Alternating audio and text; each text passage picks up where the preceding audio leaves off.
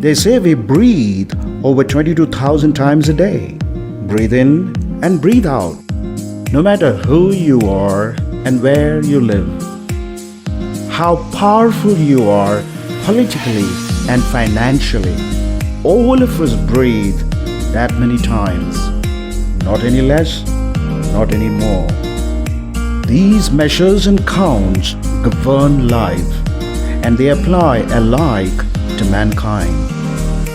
Life is measureless, but it comes in measures we apply and understand.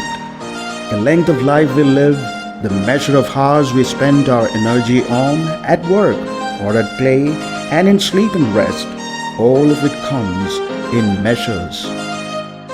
Measures count. We assess and weigh the quality and quantity of life in measures, and yet life remains measureless. Interestingly, everything we pursue in life comes measureless. For example, we generally greet each other asking, "How are you?" And generally we reply, "Good."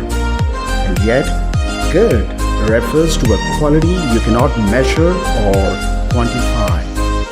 We do not say 1 kg good, or 2 liters good, or 3 kilometers good, or 10 pounds good, do we? Good is good. Either it's a lot of good or a little good. And how good looks to us differs from person to person too.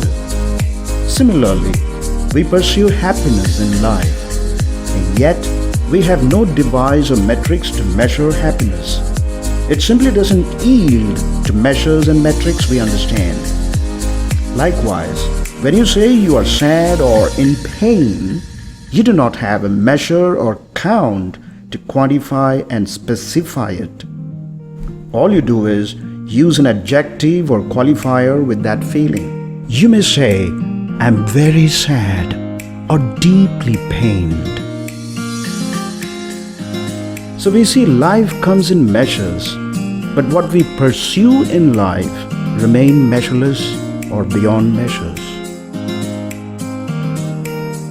And that's why how long you live does not say how much you live. You seek satisfaction out of that food you eat and work you do and that sleep you go to. But satisfaction cannot be measured to mathematical precision with any metrics we know of.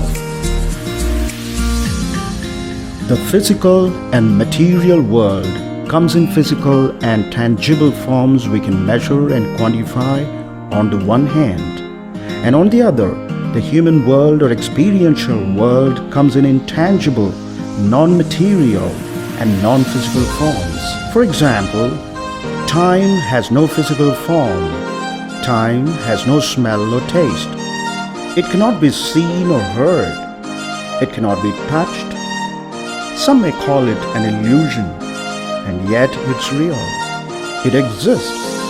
You know it exists because you experience it, you seek it and work with it.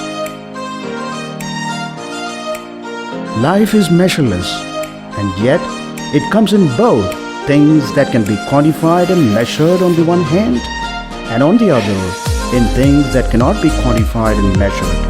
So it's a mix of both. We may breathe 22,000 times a day in terms of quantity, but that doesn't tell us how much of life we take out of that many times of breathing in and breathing out on a daily basis. How good and happy and satisfied you feel at the end of the day does not depend on the number of breaths you take in a day. The stress and dissatisfaction and frustration you feel at the end of the day indicate the quality of life you derive out of the quantity of life you live. And that's as important, if not more, in assessing if your life is worth all the time and energy you spent on. It's what you pursue in life that tells the quality of life you get to have, rather than the quantifiable things in life. Any wonder why a man who owns all the wealth, powers, and success in the world still remains unhappy, dissatisfied, discontent, and in perpetual fear of losses and pains?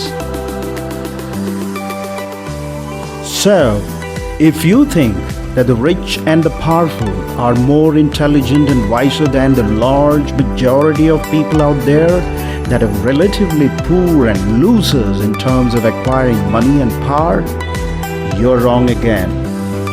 If you think acquiring money and power is the purpose and goal of life, then it implies that life fails 99% of people on earth and serves only 1%. It would also mean that life is so poor in itself.